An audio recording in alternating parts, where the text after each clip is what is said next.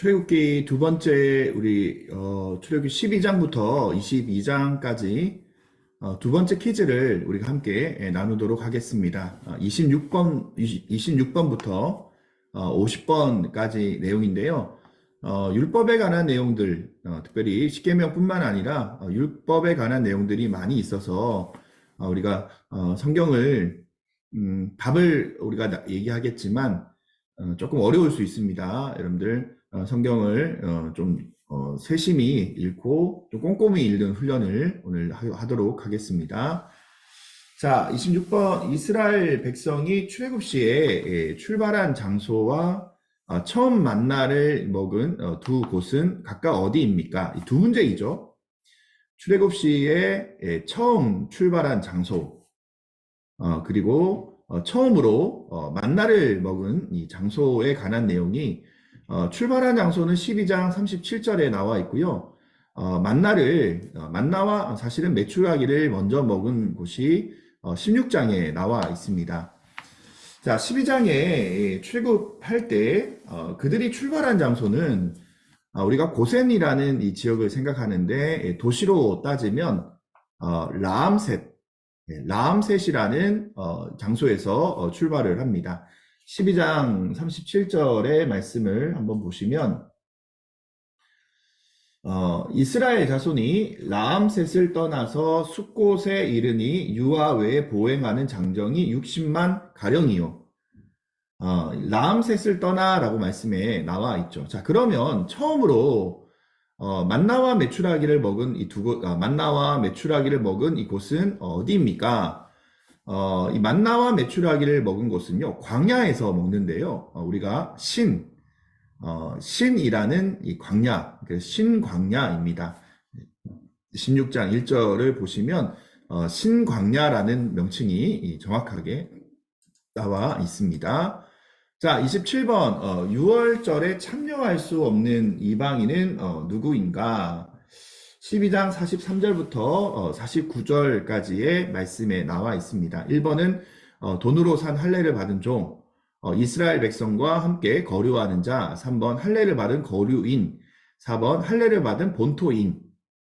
자, 1번, 2번, 3번, 4번 중에 한 가지를 제외하고 공통점이 있죠. 그 공통점을 이 퀴즈에서를 찾으시면 할례라는 단어가 들어가면 6월절에 참여할 수가 있습니다.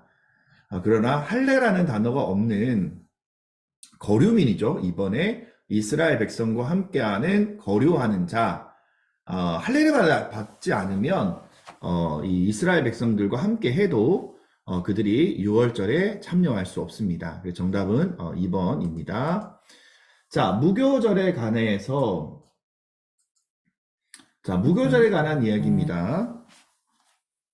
네, 무교절에 관하여 틀린 것은 출애굽기 13장 3절에서 10절까지 나와 있습니다. 6월절을 하고 6월절이 지나면 그쵸, 일주일 동안 이 무교절을 지킵니다. 자, 해마다 지키는 것 정답이죠.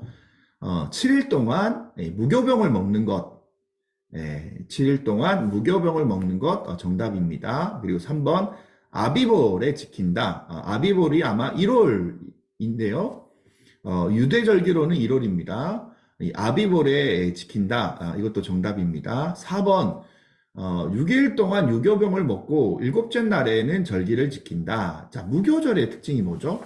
무교라는 의미 자체가 누룩이 없는, 방부제가 없는 이런 의미입니다. 아무래도 방부제가 없는 빵이 맛이 없겠죠. 이 무교절을 지킨다라는 것은 무교병을 7일 동안 먹는다는 의미지 유교병을 먹을 수 있다라는, 누룩 있는 것을 먹을 수 있다라는, 누룩이나 이 소금을 넣은 이 빵을 먹는 것은 아닙니다. 그래서 무교병이다라는 것은 누룩이나 소금이 들어가지 않는 빵을 7일 동안 먹는 것. 그래서 틀린 것은 6일 동안 유교병을 먹는 이 4번이 바로 틀린 설명입니다. 자, 29번 문제. 자, 이스라엘이 가나안 땅에 들어가게 되면 사람과 가축의 태에서 처음 난 수컷을 다 구별하여 여호와께 돌려야 한다. 그 이유는 무엇입니까? 이게 이제 6월절의 정신 가운데 하나의 어떤 모습인데, 정확히는 15절 말씀에 나와 있어요. 13장 15절. 이 의미를 우리가 잘 봐야 되는데, 처음 난 것을 하나님께 돌린다라는 의미는 어떤 의미가 있느냐? 바로 대신 드린다라는 의미가 있죠. 15절 말씀에 그때에 바로가 완악하여 우리를 보내지 아니하며 여호와께서 애굽 나라 가운데 처음 난 모든 것은 사람의 장자로부터 가축의 처음 난 것까지 다 죽이셨으므로 태에서 처음 난 모든 수컷들은 내가 여호와께 제사를 드려서 내 아들 중에 모든 처음 난 자를 다 대속하리니. 대속이라는 의미가 정답입니다. 자, 30절. 출애굽할 때에 하나님께서 이스라엘을 가까운 블레셋 사람의 땅의 길로 인도하지 아니하시고 대신 홍해의 강야 길로 인도하신 이유가 무엇인가? 자, 이 블레셋 사람의 땅의 길로 인도를 하면 한 보름 정도면 가나안 땅에 도착할 수 있대요. 그러나 가까운 이 해변길, 이 블레셋 사람의 길 대신에 홍해와 광야길로 인도하신 이유가 뭘까요? 이스라엘 백성의 연약함을 하나님이 알고 계셨죠. 바로 블레셋을 만나면 이들이 애굽으로 돌아가자라는 그 얘기를 할 것을 알았기 때문에 하나님께서는 블레셋 사람들의 길로 인도하지 않으시고 홍해 광야길, 그리고 돌아가는 길이지만 홍해와 광야길로 인도하시는 모습을 보게 됩니다. 자, 31번 문제 14장에 나오는 내용을 가지고 우리가 함께 살펴보도록 하겠습니다. 자, 홍해를 건너갑니다.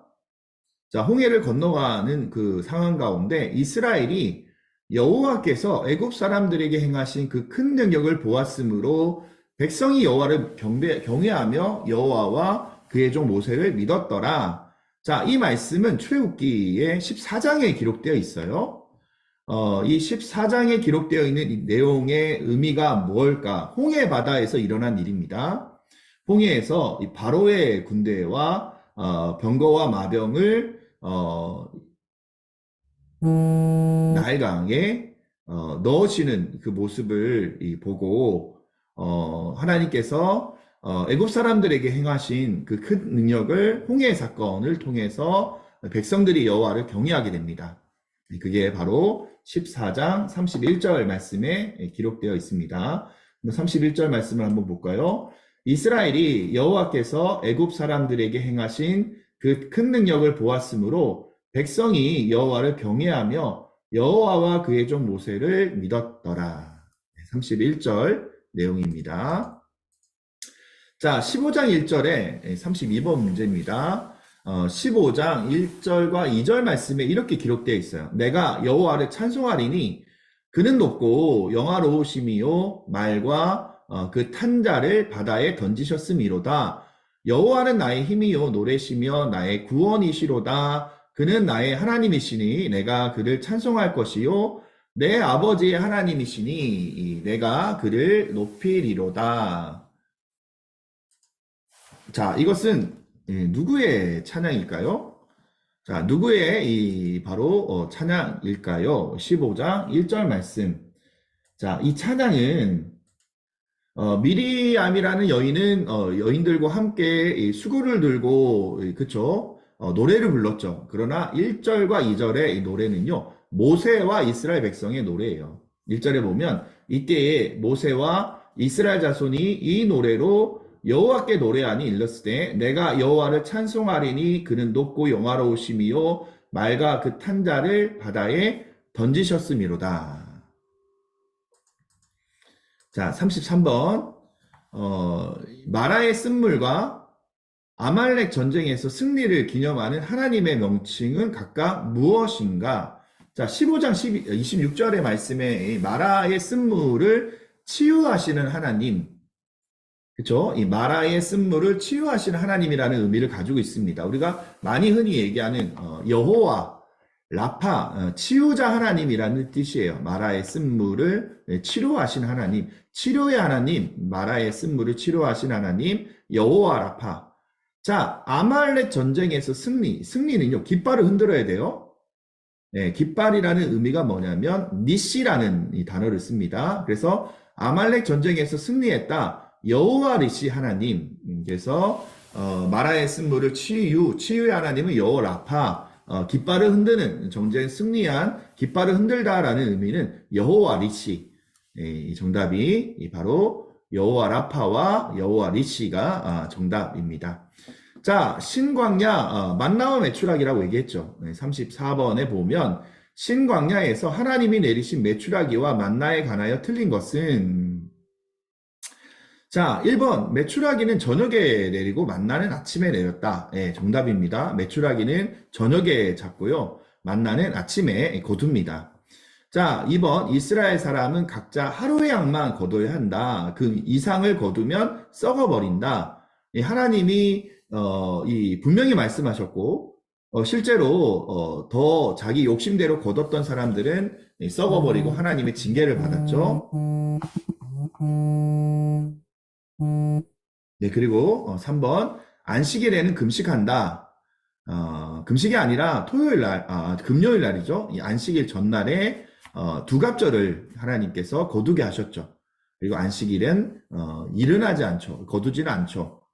그리고 안식일에 먹게 합니다. 넷째, 여섯째 날에는 평상시에 갑절을 거둔다. 이 말이죠. 금요일 날에는 두 배를 거두게 되는데 안식일에 먹기 위해서 그렇게 합니다. 안식일에 금식한다라는 얘기는 틀린 내용입니다.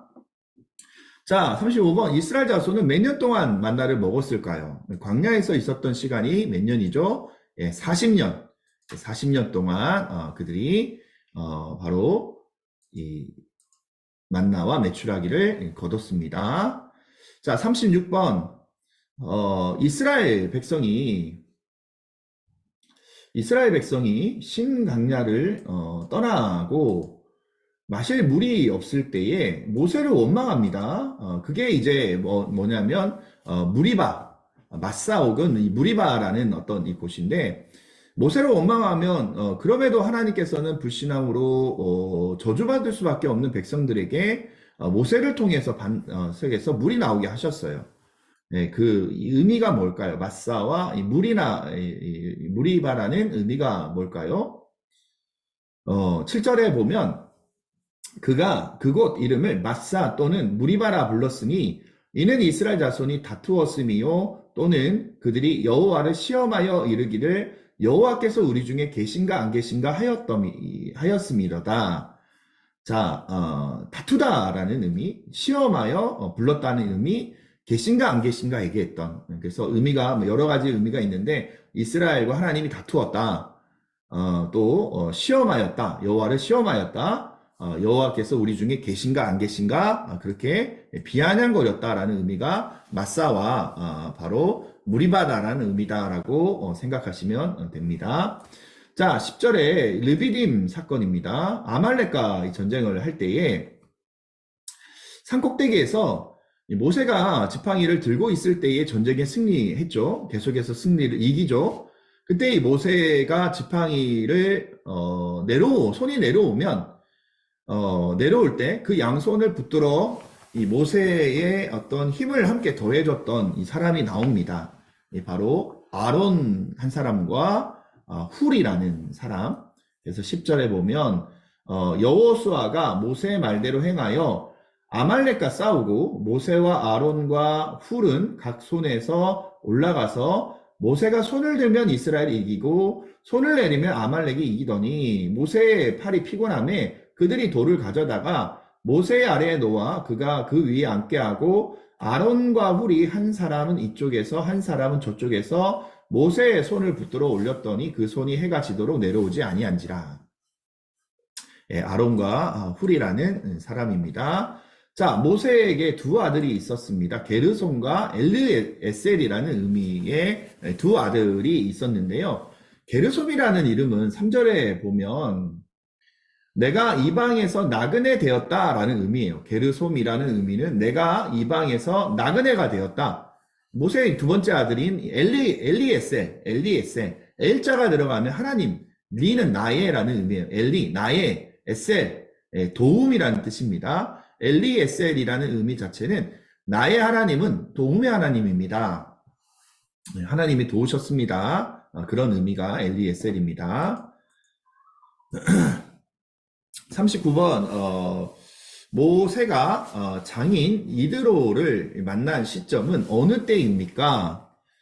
자, 이 장인 이드로를 만났을 때는요, 아말렉과 전쟁이 끝난 다음에 이드로가 찾아와요.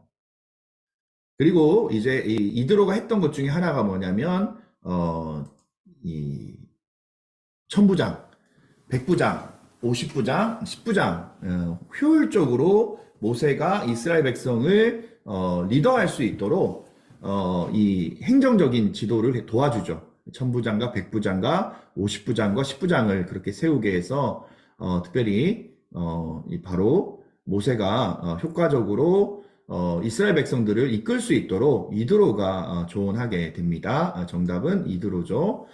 자, 41번. 애굽을 떠난 지 3개월이 되는 날 시내 강야에서 하나님께서는 모세에게 이스라엘이 하나님과의 언약을 지키면 어떻게 될 것임을 말씀하셨는가? 19장에 나와 있는 내용이 참 중요해요. 특별히 1절과 6절의 내용인데요. 특별히 6절 말씀에 나와 있는 이 부분이 특별히 이 모세에게 하나님께서 이스라엘 백성이 하나님과 언약을 잘 지키면 이렇게 될 것이다 라고 얘기하는데 5절 6절을 중심으로 보면 세계가 다 내게 속하였나니 너희가 내 말을 잘 듣고 내 언약을 지키면 너희는 모든 민족 중에서 내 소유가 되겠고 6절 너희가 내게 대하여 제사장 나라가 되며 거룩한 백성이 되리라. 너는 이 말을 이스라엘 자손에게 전할지니라. 자, 세 가지 얘기했죠. 내 소유, 그 다음에 제사장 나라, 거룩한 백성. 이 세 가지를 이스라엘 백성이 언약을 잘 지키면 하나님께서 약속을 하셨습니다.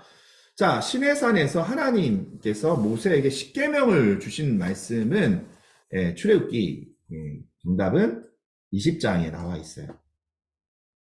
자, 43번. 간음하지 말아라 라는 이 계명은 전통적으로 몇 번째 계명으로 알려져 있는가? 자, 1번부터 6번까지가 하나님에 대한 이 계명입니다. 죄송합니다. 1번부터 4번까지가 하나님에 대한 계명입니다. 그러면 우리가 십계명을 우리가 볼 때에 바로 사람에게 한 계명이 이제 6가지가 나오는데 5번째 계명이자 사람에게 한 계명을 여러분 아시죠? 내 부모를 공경하라. 부모를 공경하라가 바로 5번째 계명입니다. 그럼 6번째 계명은 살인하지 말아라. 살인하지 말아라가 이제 6번째 계명이고요. 7번째 계명이 바로 간음하지 말아라. 간음하지 말아라라는 이 계명이 바로 7번째의 계명에 그렇게 속하 있습니다. 8번째 계명은 도둑질하지 마는 것, 또 9번째 계명은 거짓 증거하지 않은 것, 10번째 개념은 내 집에 이웃의 집에 아내나 그리고 그 이웃의 소유를 탐내지 말아라. 그 계명이 10번째 계명입니다. 간음하지 말라는 계명은 7번째 계명이죠. 자, 6번째 계명은 간음보다 더 큰 계명이죠. 살인하지 말아라. 바로 6번째 계명은 살인하지 말아라 라는 개념입니다. 자, 시내산 언약에서 제단에 대한 말씀을 얘기하실 때에 층계로 이 제단에 오르지 말아라 라고 말씀하시는 계명이 나와요. 조금 의아한 계명이죠. 자, 너는 층계로 내 제단에 오르지 말라. 뭐가 드러날까 함이다 라고 말씀하셨죠. 26절에 내 하체가 그 위에 드러날까 함이다. 하체가 드러나서 죽임을 당할까 드러날까 함이다 라는 그 말씀을 하고 있는 것을 보게 됩니다. 자, 시내산 언약에서 히브리종에 관하여 틀린 것은 21장 1절부터 10절까지의 내용에 나옵니다. 자, 히브리종을 사면요 6해 동안에는 섬기어요. 그러나 7 안식일의 개념이죠. 7째 해에는 자유인 몸값을 몰지 않고 자유인이 되게 합니다. 6년 동안에만 그 종이 주인을 섬기고 일곱째 해는 풀려나는 것, 자유인이 되는 것 정답입니다. 2번 원래부터 장가를 들었으면 나갈 때 7년째가 되면 나가야 되잖아요. 그러면 그 7년 때에 그의 아내도 함께 자유인이 됩니다. 정답입니다. 3번 종이 원하면 송곳으로 그의 길을 뚫어 종신토록 상전으로 섬기게 한다. 만약에 종이 7년째가 됐는데도 나가서 살 수 있는 힘이 없으면 주인에게 내가 평생 동안 종이 되겠습니다 라고 얘기하면 송곳으로 그의 길을 뚫어서 이 송곳에 뚫린 그 증표로 종신토록 이 상전을 섬기는 바로 이 효리 종이 됩니다. 네, 정답입니다. 상전이 여종을 사온 후에 이 상전이 다른 여자에게 이제 장가를 들었어요. 그러면 그 종으로 사왔던 여종의 의식주를 끊어야 됩니까? 아닙니다. 계속해서 그 먹을 것을 이제는 줘야 되는 의무가 있습니다. 다른 여자와 동침하고 장가를 들었을지라도 그 여자에게는 음식과 의복과 심지어 동침하는 것까지도 끊으면 안 된다라고 바로 율법에 나와 있는 것을 보게 됩니다. 자, 신해산 언약에서 고의적인 살인은 어떠한 처벌을 받는가? 이 문제가 나오는 이 배경은 뭐냐면,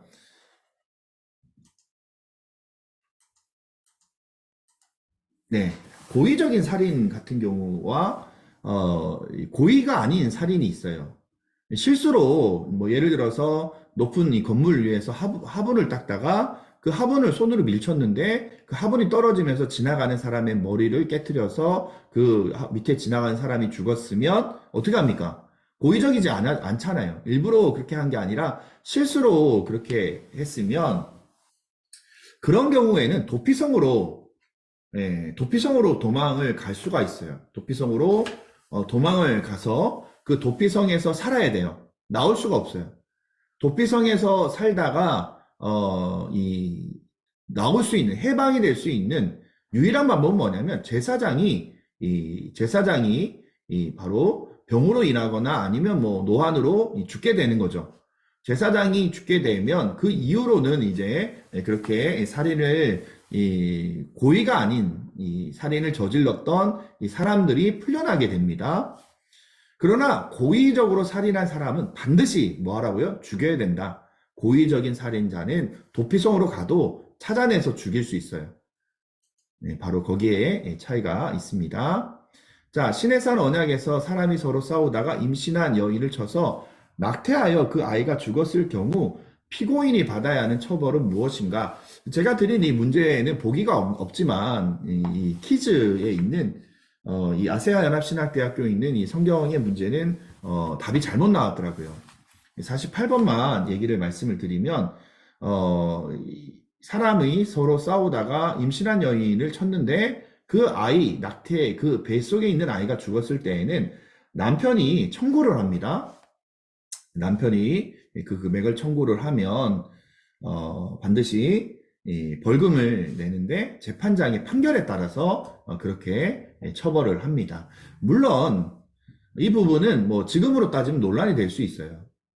우리가 이 부분은 이 구약의 바로 시내산 언약 가운데 하나님이 주시는 어떤 이 부분인데 임신한 여인이 아이를 잃었을 때에 그 값을 남편이 매기고 재판장이 그것을 판결에 따라서 이 벌금을 내는 것 그것이 바로 성경에 나와 있는 정답이죠. 당연히 마음 같아서는 죽여야 되지만 바로 그 당시를 생각해 보면 아이와 여인들은 존엄성을 사실 보장받지 못했어요.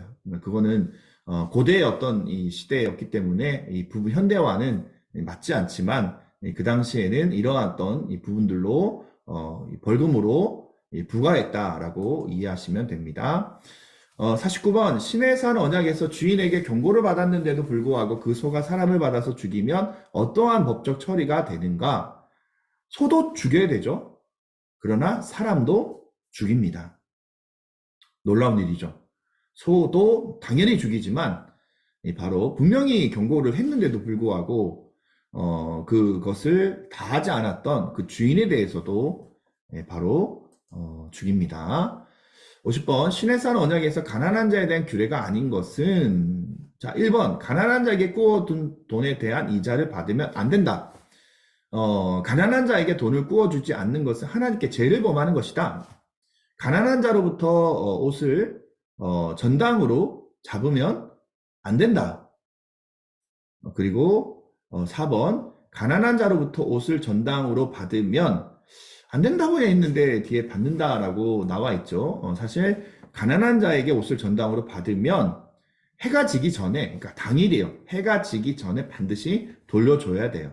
그게 안 되니까 아예 처음부터 옷을 전당으로 받으면 안 된다라고 얘기하는 것 같아요. 그래서 정확한 정답은 규례가 아닌 것은 가난한 자부터 옷을 전당을 받았으면 여기까지는 맞죠. 당일에 해가 지기 전에 반드시 돌려줘야 된다. 3일 안이 아니라 당장 오늘 저녁 전까지 돌려줘야 된다가 바로 정답입니다. 50번까지 문제를 우리가 얘기했는데요. 우리 신해산 언약과 그다음에 율법과 십계명 또 규례 여러 가지 내용이 나오기 때문에 오늘 퀴즈가 아니더라도 여러분들 이 부분 12장 홍해 사건부터 22장의 내용은 상당히 어려운 부분에 속하고 내일 할 그 다음 부분도 사실 쉬운 부분은 아니지만 그래도 우리가 성경을 알아간다는 마음으로 끝까지 우리가 최선을 다하도록 하겠습니다. 네, 감사합니다. 수고하셨습니다.